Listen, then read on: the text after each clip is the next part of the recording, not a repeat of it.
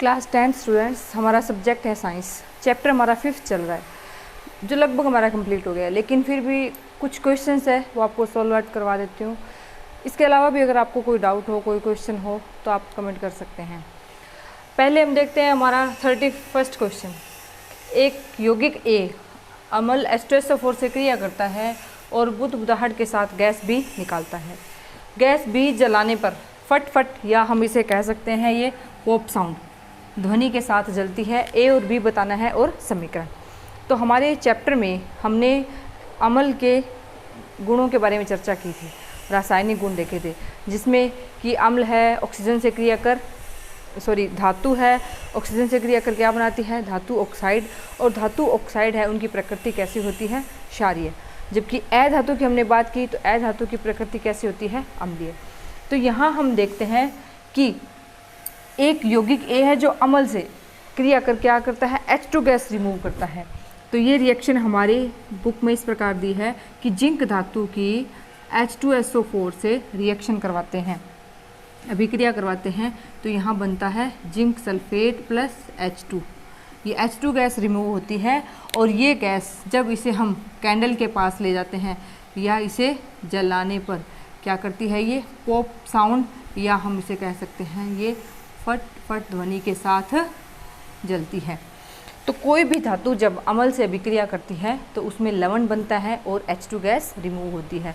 और रिएक्शन हमने जिंक की ही क्यों ली, अन्य कोई मेटल क्यों नहीं लिया, क्योंकि हमारे सिलेबस में जिंक देर का है और जिंक आपको मैंने पहले भी एग्जाम्पल करवाया है। अब दोबारा हम देखेंगे तो आपको ईजिली याद हो जाएगा। साथ एक यहाँ डायग्राम है जो हमारी बुक में इस प्रकार बीकर बना के और ऐसे टेस्ट ट्यूब और उसमें यहाँ जब H2SO4 डाला जाता है तो H2 गैस रिमूव होता हुआ आपको एक डायग्राम दिखाया है। ये भी आप इस क्वेश्चन के साथ कर लें, यहाँ से क्वेश्चन पूछा जाता है। नेक्स्ट क्वेश्चन है कि क्या होता है जब दही या खट्टे पदार्थों को धातु के बर्तन में रखा जाता है। तो स्टूडेंट्स हमने ये देखा कि दही है उसमें कौन सा अम्ल होता है, लैक्टिक अम्ल। नींबू में कौन सा होता है, सिट्रिक अम्ल। संतरे में एस्कॉर्बिक अम्ल। इमली में टार्टरिक अम्ल। इसी प्रकार सिरके में एसिटिक अम्ल। तो खाद्य पदार्थों में विभिन्न तरह के अलग अलग अम्ल पाए जाते हैं और कोई भी धातु है वो अम्ल से क्रिया करके एक यौगिक या प्रोडक्ट बनाती है जो हमारे लिए क्या होता है, विषैला होता है। इसीलिए हमारे खाद्य पदार्थ या जैसे कि दही और कोई भी खट्टा पदार्थ है उसे हम धातु के बर्तन में नहीं रख सकते, क्योंकि जैसे ही हम धातु के बर्तन में कोई खट्टा पदार्थ डालेंगे तो ये उससे अभिक्रिया कर विषैला पदार्थ बनाता है जो हमारे स्वास्थ्य के लिए हानिकारक होता है। यदि हम धातु में डाले हुए खट्टे पदार्थों का अगर सेवन कर लेते हैं तो उससे हमारी फूड पॉइजनिंग हो जाती है और इससे हम बीमार भी हो जाते हैं। एक हम ये बात याद करेंगे, जैसे कि हमने देखा कि इमली की बात करें, संतरा है, नींबू, चींटी का डंक, सिरका। इन सभी में इमली में हम याद करेंगे टार्टरिक अम्ल। संतरा है इसमें एस्कॉर्बिक अम्ल। नींबू में सिट्रिक अम्ल। चींटी का डंक फार्मिक अम्ल और सिरका है इसमें होता है एसिटिक अम्ल। ये आपको याद करने हैं।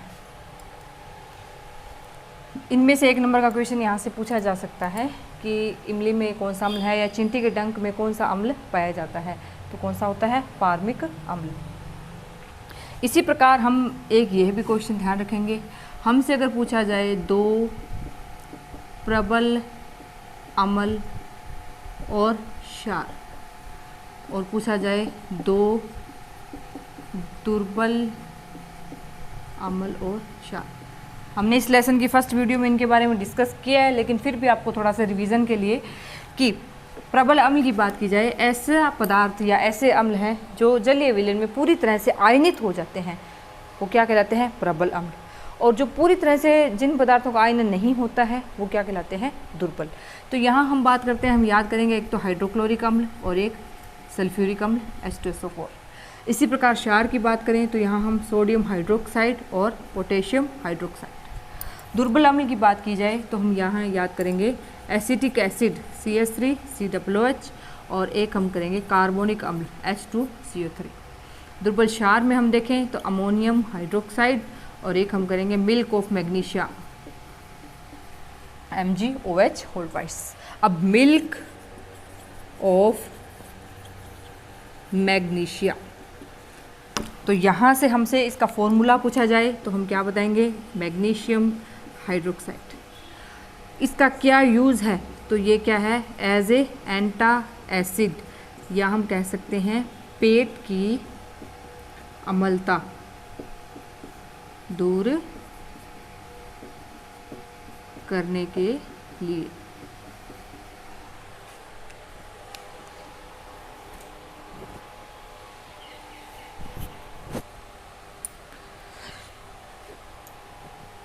इनमें दो इनके आप उपयोग याद करेंगे।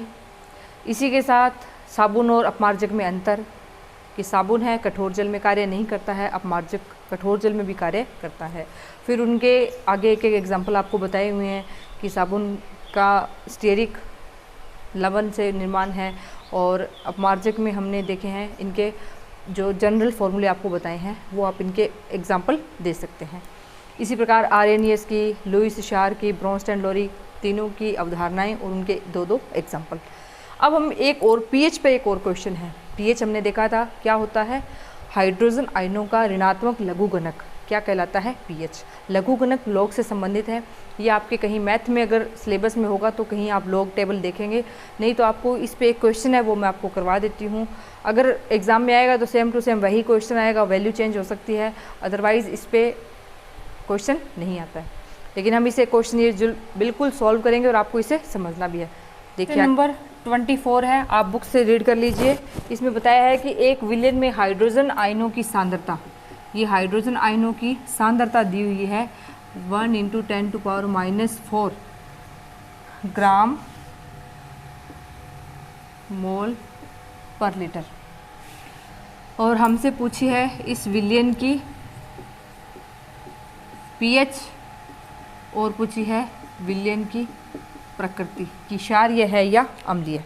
तो सबसे पहले तो हम ये देखते हैं पीएच। पीएच क्या होता है, नेगेटिव लॉग हाइड्रोजन आयनों की सांद्रता। इसे सॉल्व करने के लिए यहाँ ये वैल्यू हम पुट करेंगे। तो अब इसे सॉल्व करने से पहले हमें ये 2-3 फॉर्मूले ध्यान रखने हैं कि लॉग में m/n और एक होता है log m × n, ये 2 फॉर्मूले हैं। m × n में इस प्रकार कोई log की वैल्यू है तो ये दोनों आपस में क्या है, प्लस होती हैं। इसी प्रकार अगर पावर में कोई वैल्यू है तो इसे हम ऐसे लिखते हैं n log m, ये log सॉल्व करने का फॉर्मूला है। अब हम इसे अब यहाँ पुट करेंगे, जैसे देखिए माइनस लॉग, पहले m × n को ओपन करते हैं तो m1 प्लस log हो गया सॉल्व। इसमें अब कुछ log वैल्यू है, जैसे हम देखते हैं log 1 की वैल्यू 0 होती है, log 2 की वैल्यू 0.3010 और log 10 की वैल्यू 1। तो यहाँ वैल्यू क्या हो जाएगी इसकी, 0।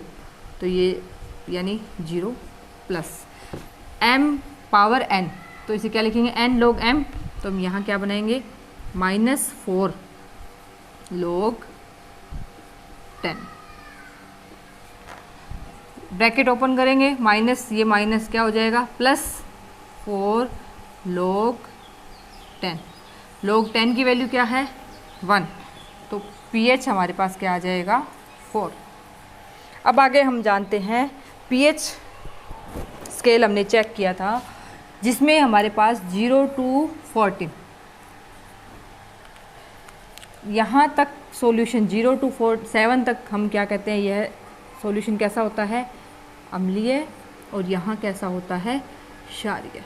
हमारे पास pH कितनी आई है 4, तो हमारा विलयन है क्या होगा अम्लीय। तो यहाँ हम क्या बताएंगे, विलयन की प्रकृति क्या है अम्लीय। तो स्टूडेंट्स 5वें चैप्टर में ये कुछ क्वेश्चन थे जो आपको थोड़ा सा परेशान कर सकते थे, जो मैंने आपको सॉल्व करवा दिए हैं। तो आप इस लेसन को बहुत अच्छे से स्टडी करें और लर्न कीजिए, और फिर भी आपको कोई डाउट हो तो आप कमेंट कर सकते हैं। Thank you.